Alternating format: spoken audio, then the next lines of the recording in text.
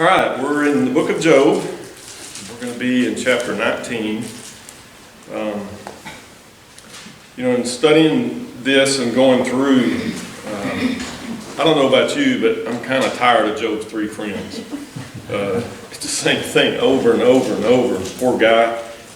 He suffered the loss of family, he suffered the loss of employment, he suffered the loss of wealth, the loss of health, and then he's got these three guys that just pile it up on top of him. I'm just going to be ready to get out of that section where things turn brighter for him. So what we saw last week was, I believe it was Bildad, where they're starting to round the speeches again to Job, trying to get him to understand and to see that he is indeed a sinner. If he wasn't a sinner, God wouldn't be punishing him. And we know that is not the case. There are some still to this day that believe that, and still to this day that preach that. And that's not accurate at all. And so each time they go through these rounds of speeches, they get more and more dark, if you will. They're trying to convince him, get him to repent of whatever they think he's guilty of. And it just sinks deeper and deeper and deeper and gets darker. So last week, Bildad, when he got around to his, in an effort to convince him to admit that he was a sinner, he talks about death, and he paints these very vivid pictures of it in chapter 18, where he talks about, a light is put out, a traveler is trapped, the criminal pursued, the tree rooted up. And so none of these pictures that Bildad used certainly apply to us as believers today, right? In chapter 19, what we see is when Bildad finishes his speech, Job replies by describing the trials of life, the trials of his life. And he's saying, I don't have to die to experience trials. I'm experiencing them right now, and you guys don't seem to care one bit. So let's read the first 4 verses. Then Job responded, how long will you torment me and crush me with words? These 10 times you have insulted me, you are not ashamed to wrong me. Even if I have truly erred, my error lodges with me. One of the things to remember as we study through this and what these 3 guys do is to ask our own selves, how do we respond to people that are hurting? Whether it was through their own choices or otherwise. How do we respond? And people, we see this over and over again, that people really respond to encouragement, to comforting words. People really respond to love, if you will.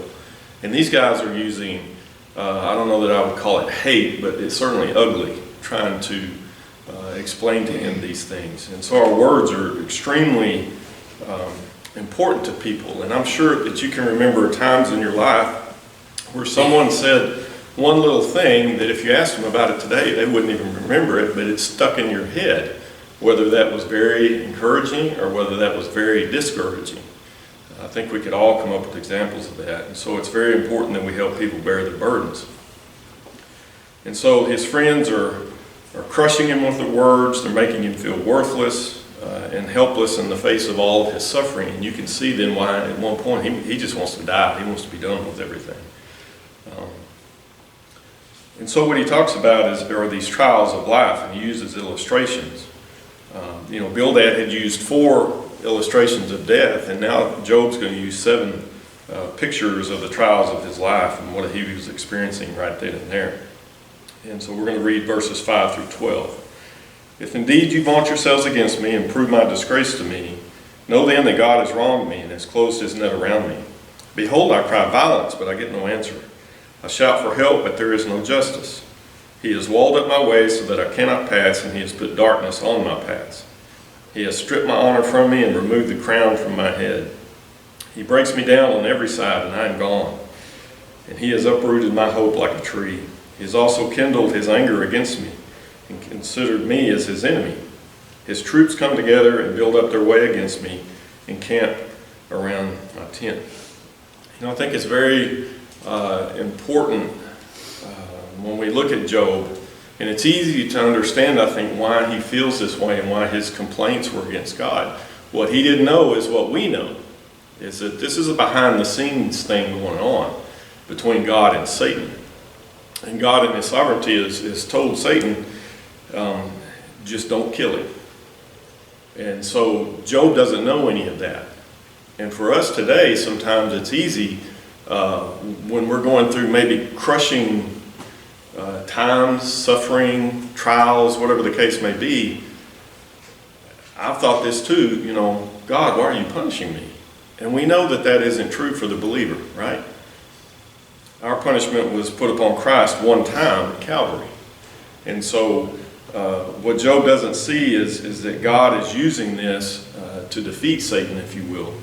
And of course, later we know he comes to Job and tells him. In verse 6, he compares it to being like an animal trapped. He's got this net closing around him.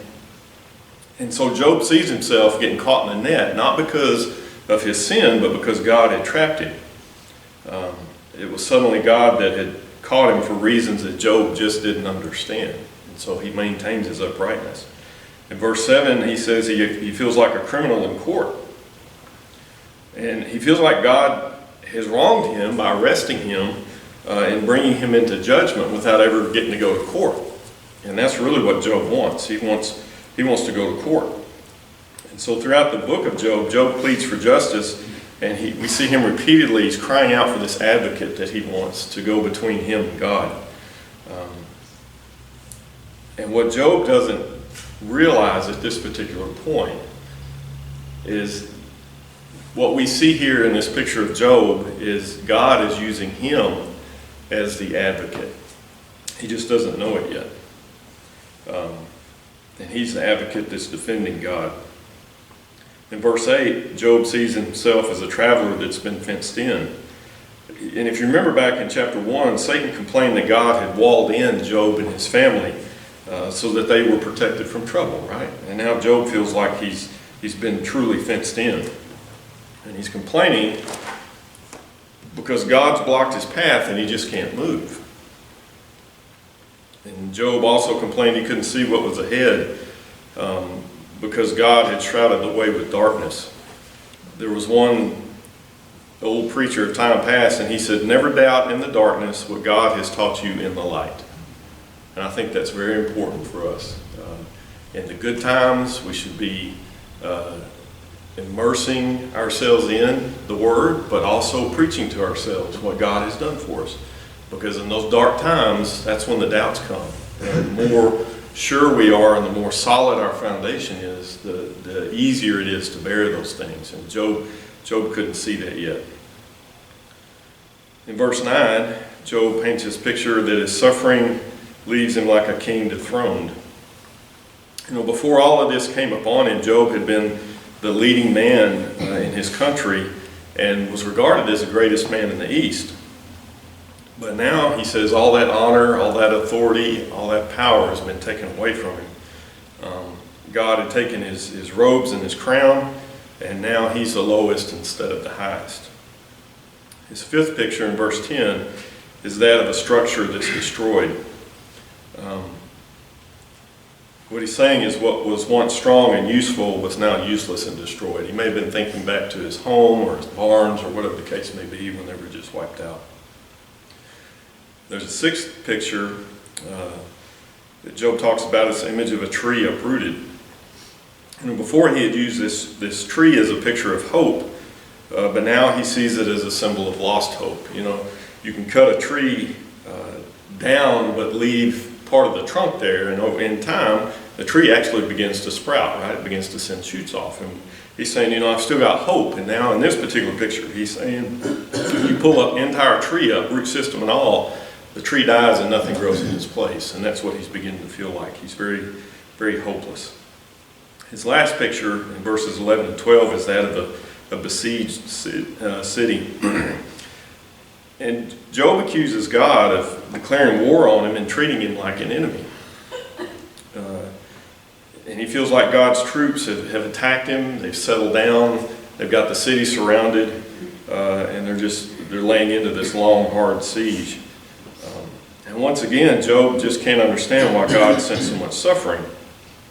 And basically, if I'm a tent, why do you need a nuclear weapon to destroy me? And that's kind of what Job is asking of God. Why are you doing this? What we see next is this sense of isolation that Job has in verses 13 through 22. He has removed my brothers far from me. My acquaintances are completely estranged from me. My relatives have failed, and my intimate friends have forgotten me. Those who live in my house and my maids consider me a stranger. I'm a foreigner in their sight. I call to my servant, but he does not answer. I have to implore him with my mouth. My breath is offensive to my wife. I'm loathsome to all my brothers. Even young children despise me. I rise up and they speak against me. All my associates abhor me, and those I love have turned against me. My bone clings to my skin and my flesh, and I have escaped only by the skin of my teeth.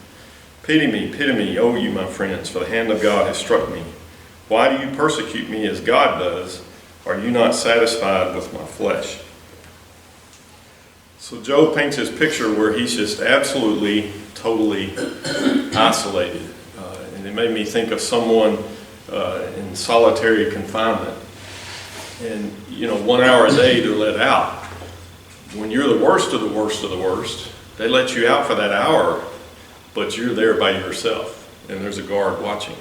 And to me, that's a picture of isolation that he has. His family won't have anything to do with him. Kids won't have anything to do with him. Even his own wife won't have anything to do with him. So he's feeling really, really hopeless at this particular point. And what makes him even more isolated, he feels like, is because, of his suffering, he's already isolated enough, and then you've got his friends that are telling him, trying to convince him that he's a guilty sinner. He has no hope. One of the things as we look through the New Testament, and especially in the Gospels, the Gospel accounts, as you read through those, we see the Lord's compassion, because he would absolutely go to these outcast people, right? And so much so that he was accused of hanging out with sinners and being a sinner. And we know that wasn't the case. In Matthew chapter 9, we see where he eats with publicans and sinners, or tax collectors and sinners. In Matthew chapter 8, just a remarkable story where he actually touches a leper to heal him. And touching a leper was a no-no. But he violated that. He came to that sick man. In Luke 7, we see where he accepted gifts from prostitutes. And of course in Luke 23, he dies between two criminals. And so when we look at this picture of Job, and sometimes at different points in our own life, where we're just isolated and down about things going on. Isaiah 53 tells us that Jesus knows what it's like to be despised, to be rejected, to know sorrow, to know grief. He's been through it all already. And so it's important for us as Christ's disciples to have that same kind of compassion upon people. And I think it's James uses this in his book where he talks about not showing favoritism. And I saw this illustrated once in a different church where the preacher got up, and he was a visiting preacher. He got up. What we didn't know was he had recruited one of his friends to help him out. And so his friend came in through the back, dressed like a homeless person. I mean, his hair was a hot mess, holes in his shoes and his pants and all the rest of it. And the preacher said, okay, there's a seat right back there on the back row. You can have a seat right there. We're glad you're here. And of course, he let everybody else in on what had happened. And it really struck me because that many times, I think in our human nature, is when we see someone like that, what do we want to do? We want to turn and go the other way, right? We don't necessarily want to get involved with that particular person. But when we look at the life of Christ and the way he would approach these people, he didn't see status, he didn't see wealth, he didn't see poverty. What he saw was a fellow human being who had deep need. And that's how we should approach those people. They already feel isolated enough. Everyone wants to be loved. Everyone wants human contact. And, the challenge, some of the challenges with that is sometimes those people, it's either mental illness, or maybe they come with an agenda and they're trying to push that through instead of us just loving on them.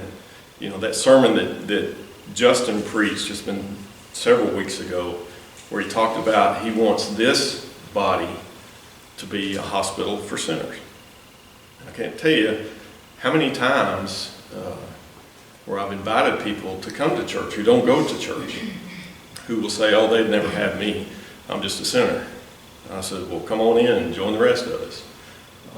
That's the way we should approach it. Too many people, and I blame the church for this, because I think too many people have gotten the idea, and maybe they had a bad church experience, where they think if they come through those doors and they're looking for Jesus, they're going to find condemnation instead. And that feeling keeps them away. So we should certainly show love for those people. In verses 21 and 22, Job closes this part of his defense by asking his friends for pity. Just have pity on me. In verses 23 through 29, what we see is this insight that Job has. Oh, that my words were written. Oh, that they were inscribed in a book, that with an iron stylus and lead they were engraved in the rock forever. And as for me, I know that my Redeemer lives, and that at the last he will take his stand on the earth. Even after my skin is flayed, yet without my flesh I shall see God, whom I myself shall behold, and whom my eyes shall see, and not another. My heart faints within me. If you say, how shall we persecute him? And what pretext for a case against him can we find? Then be afraid of the sword for yourselves, for wrath brings punishment of the sword, so that you may know that there is judgment. And so Job wants his words to be recorded permanently, because he thinks he's going to die before this whole ordeal is over, and especially before God would vindicate him. And he wanted people to remember how he suffered. And of course, now we have the book of Job, and so we get to see how he suffered. In Job 18, Bildad warned him that his remembrance shall perish from the earth. And Job didn't want that to happen. He wanted that record to remain. In verses 25 through 27, we have this great statement of faith that we see throughout as he's going through his grief, as he's going through his pain. You'll see these great statements of faith, and he's struggling, but still he knows that he's going to see God. And so what we see is kind of this roller coaster that Job's on. He's down in the depths of despair. He's up on the mountaintop where he says, I know that my Redeemer lives. And then the next thing, he's back down in the valley again. And so not only is he a wreck physically, he's a wreck emotionally. He's struggling spiritually. He's having a really difficult time. And it's important for us to remember, too, that when people are really suffering, you'll see this same pattern go.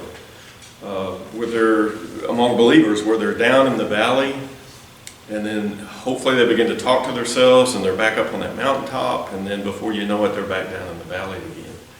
And I think for all of us, we've had experiences like that, right? Where we're down really low, and then the next thing, the sky is bright blue, and the sun's shining, and we have great faith in God, and we trust Him, and then in the next instant, we'll be back down in that valley. So it's important to remember that. One of the things that really irritates me, it makes me angry because of what it does to people, to believers especially. You see some of these prosperity preachers, sow your seed of faith, send in $1,000. And then when something doesn't happen or things go wrong, what's their response to it? Well, you just don't have enough faith. I don't know about you, but if that's true, I want to know who decides how much faith is absolutely necessary. Because there's times I don't have it, right? And then there's times I have it. John Henry Jowett, at one time, he was known as the greatest preacher in the English-speaking world. He wrote this to a friend who had sent him a letter, I think, trying to encourage him, and really talking well about him. And this preacher writes back to his friend, he said, "I wish you wouldn't think I'm such a saint. You seem to imagine that I have no ups and downs, but just a level and lofty stretch of spiritual attainment with unbroken joy and equanimity. By no means. I am often perfectly wretched, and everything appears most murky." That gave me comfort. I thought, okay, maybe thoughts like that, we are normal people, right? We are normal believers. And in these three verses, 25 through 27, Job has this confidence that even if he dies, he still has a Redeemer who one day is going to exercise judgment on this earth. And this, in verse 26, where he says he knows he's going to see his Redeemer, this is a statement of faith about the resurrection. He doesn't fully grasp it like we have a much clearer picture because of the New Testament. He didn't have that at that time, but yet he knew. Now this word Redeemer in verse 25, we've talked about this before. This refers to a kinsman Redeemer among ancient Israel. And this Deuteronomy 19 says that this Redeemer is a near relative who could avenge his brother's blood. In Leviticus 25, this kinsman would be able to reclaim and restore his brother's property and set his brother free from slavery. So that's the idea of freedom. Proverbs 23, the kinsman could go to court on behalf of a wronged relative. And of course, in the book of Ruth, Boaz is seen as his kinsman redeemer who was willing and able to rescue Ruth and give her a new life in a new land. And it's a beautiful picture of what Jesus has done for us. And so previously Job had talked about his need for an umpire and for an advocate in heaven, and now he goes one step further. He says this Redeemer will one day vindicate him, and Job's going to be there to witness it.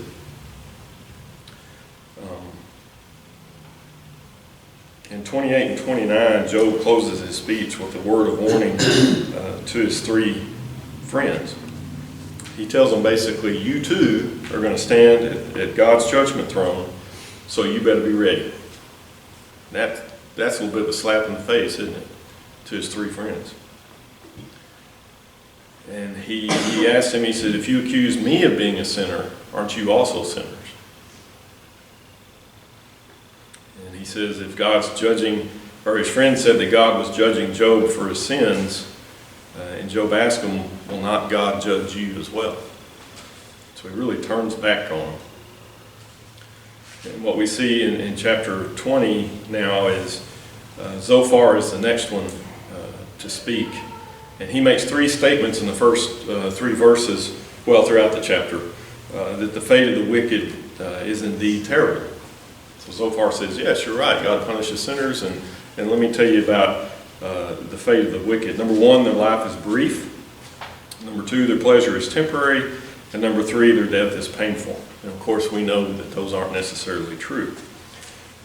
So let's read 20, verses 4 through 11. Do you know this from of old, from the establishment of man on earth, that the triumphing of the wicked is short, and the joy of the godless momentary? Though his loftiness reaches the heavens, and his head touches the clouds, he perishes forever like his refuse. Those who have seen him will say, where is he? He flies away like a dream, and they can't find him. Even like a vision of the night, he is chased away. The eye which saw him sees him no more, and his place no longer beholds him. His sons favor the poor, and his hands give back his wealth. His bones are full of his youthful vigor, but it lies down with him in the dust. And so what Zophar tells him is, you know, Job, don't you know this from the very beginning of time, that the lifespan of the wicked is brief? And we can look back through the Bible itself and other historical accounts, and what we see is that was not necessarily so at that time or in this time either. We look at the lives of wicked men, just in the recent past, where you look at Hitler and Stalin and Mao, and you look at them in the communists in Cambodia, Vietnam, those guys, some of them lived a pretty full life. And so I think it's important for us to remember that too. But you know, when you look at, if he's saying, or what he does say is that the lifespan of the wicked is brief, how long did God wait before he sent the flood? When he gave Noah the charge to the time the flood came, how many years went by? Do you remember? 120 years. That's a pretty long time. And he gave the Canaanites at least 400 years before he judged them. So according to Zophar, the higher the wicked man climbs in his success, the further down he's going to fall when judgment comes. In verses 6 and 7, he says, you know, he's like he goes down the drain, and people go, where is he? And so he says, not only will the wicked man's person and name vanish, but so will his wealth.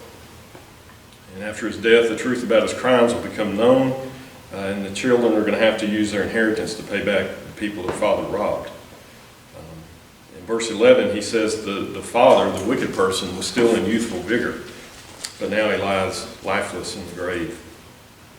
And according to Zophar, the wicked die young when they least expect it. Again, where he's getting his information from, I don't know. So Zophar and his two friends are certain that Job is a hypocrite, and that his pious life was only a veneer to cover his horrible sins. That's not being a good friend, is it? In verses 12 through 19, he paints this picture where the pleasure of the wicked is temporary. Though evil is sweet in his mouth, and he hides it under his tongue, though he desires it and will not let it go, but holds it in his mouth. Yet his food in his stomach is changed to the venom of cobras within him. He swallows riches, but will vomit them up. God will expel them out of his belly. He sucks the poison of cobras, the viper's tongue slays him. He does not look at the streams, the rivers flowing with honey and curds. He returns what he has attained and cannot swallow it. As to the riches of his trading, he cannot even enjoy them. For he has oppressed and forsaken the poor. He has seized the house which he has not built. And so Zophar here is using this image of eating as his basic image. And what he's saying here is that the wicked man enjoys sin the way people enjoy food. He just drinks it in. And he says that, in fact, he enjoys sin so much that he can't even make himself swallow it. And while he's enjoying his sin, he hasn't even seen yet that he's been bitten by a viper and that he's going to die. And then Zophar goes on to say that God's judgment is much more than that. He not only gets sick from his sin, but he doesn't enjoy the everyday blessings of life. So what he's doing here, he's making 2 points. What the wicked man swallows will make him sick and will take away his desire for the good things of life. In 18 and 19, he makes this 3rd point, that the wicked man won't be able to enjoy some of the things that he labored for. So far again is painting this very dark picture. In verses 20 through 29, he says, the death of the wicked is painful. Because he knew no quiet within him, he does not retain anything he desires. Nothing remains for him to devour. Therefore his prosperity does not endure. In the fullness of his plenty he will be cramped. The hand of everyone who suffers will come against him. When he fills his belly, God will send his fierce anger on him and will rain it on him while he is eating. He may flee from the iron weapon, but the bronze bow will pierce him. It is drawn forth and comes out of his back, even the glittering point from his gall. Terrors come upon him. Complete darkness is held in reserve for his treasures. An unfanned fire will devour him. It will consume the survivor in his tent. The heavens will reveal his iniquity, and the earth will rise up against him. The increase of his house will depart. His possessions will flow away in the day of his anger. This is the wicked man's portion from God, even the heritage decreed to him by God. So Zophar is saying that while the wicked man is enjoying his prosperity, he's still going to experience distress, misery, and God's burning anger. He says he'll try and run away, but God's going to come at him with a sword and going to shoot him with an arrow. bronze tip arrow that's going to pierce him. And so at this point he begins to sound a lot like Bildad did in chapter 18, describing the wicked man as trying to escape God's judgment. And in verse 27 he said, the wicked man is finally dragged into court where heaven and earth are going to testify against him and find him guilty. So what we see in chapter 21 now, Job's going to offer this appeal. He's going to respond to this particular speech. And in verses 1 through 6, he again appeals to them for understanding and sympathy. And so what he does now is he takes Zophar's speech, he takes it on point by point and just tears it apart. Job points out in verse 3 that his complaint isn't against men, but it's against God. Men hadn't caused his afflictions and men couldn't take them away. And if he was impatient, it was because God hadn't answered him yet. He wanted to hear. And so in verse 6, what we see, he's thought about what it is he wants him to say, or what he wants to say, and he feels it very deeply. And he had thought about this. This speech wasn't coming off the top of his head. And he tells his friends, if you were in my spots, you'd be seeing things differently. But again, they don't want to have any sympathy for him. So in verses 7 through 16, Job says, he refutes this point that the life of the wicked is brief by saying, not necessarily so. Why do the wicked still live, continue on, also become very powerful? Their descendants are established with him in their sight, and their offspring before their eyes. Their houses are safe from fear, neither is the rod of God on them. His ox mates without fail, his cow calves and does not abort. They send forth their little ones like the flock, and their children skip about. They sing to the timbrel and harp and rejoice at the sound of the flute. They spend their days in prosperity, and suddenly they go down to Sheol. And they say to God, depart from us. We do not even desire the knowledge of your ways. Who is the Almighty that we should serve him, and what would we gain if we entreat him? Behold, their prosperity is not in their hands. The counsel of the wicked is far from me. So in verse 7, what he's asking, he said, well, if their life is so brief, then how come it is they live so long, their kids are so happy, and life just continues to go on, and they get powerful? And he says these things, and of course we know this too, that there are wicked people, they prosper, they live very well, extremely wealthy, can live a very long life. They may have just a multitude of kids, grandkids, great-grandkids that they pass their wealth down to. And he says too, that very often the death of the wicked is quite sudden. It isn't prolonged like it is for believers necessarily. It goes either way. And so Job's situation, he's saying, my situation is just the opposite. My family was destroyed, my livestock is gone, my health is gone, and I'm just sitting here suffering, waiting for death to come. But what he says too in verses 14 through 15, he says, basically the saddest thing about the wicked is the way they lead God out of their lives, and yet they still prosper. Doesn't make sense, right? And what they say is there's no fear of the Lord at all with those people. And when it comes to the topic of God, it's like, get away, I don't want to hear it. I don't want to talk to him, I don't believe in him. Certainly they don't pray to him, obey him, or give him credit for their successes. If you will, this is like a practical atheism, right? They're living out that particular atheistic lifestyle. They don't want to have anything to do with God. And Jesus, describes such a person in Luke chapter 12, and one that we're all familiar with, where he talks about, let me just read it.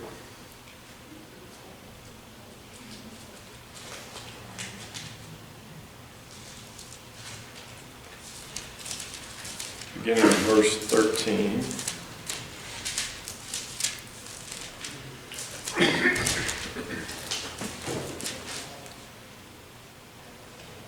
And someone in the crowd said to him, Teacher, tell my brother to divide the family inheritance with me. But he said to him, Man, who appointed me a judge or arbiter over you? And he said to them, beware and be on your guard against every form of greed. For not even when one has an abundance does his life consist of his possessions. And he told them a parable, saying, the land of the certain rich man was very productive. And he began reasoning to himself, saying, what shall I do, since I have no place to store my crops? And he said, this is what I will do. I'll tear down my barns and build larger ones. There I will store all my grain and all my goods. And I will say to my soul, soul, you have many goods laid up for many years to come. Take your ease, eat, drink, and be merry. But God said to him, you fool, this very night your soul is required of you. And now who will own what you have prepared? So is the man who lays up treasure for himself and is not rich toward God. And we see it in other places too, where the Lord asks, if you gain the whole world but you lose your soul, what does that mean? Just things of this world are very temporary, and we all know that. Okay, we'll stop right there and then pick up next week.